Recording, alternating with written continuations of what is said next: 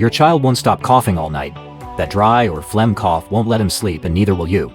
I bring you a natural remedy, easy and 100% effective, that will help you breathe better from the first shot. Get him ready and say goodbye to those sleepless nights.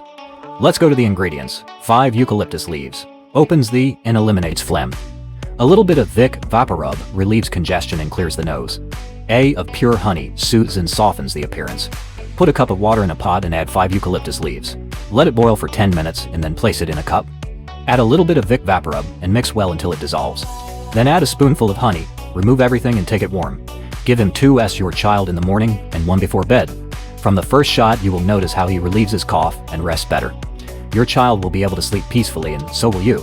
Try this remedy and tell me about it in the comments. If it worked for you, leave me a little heart. Don't forget to rate my video from 0 to 10, your feedback is very important. Also, let me know where you're watching from. See you tomorrow.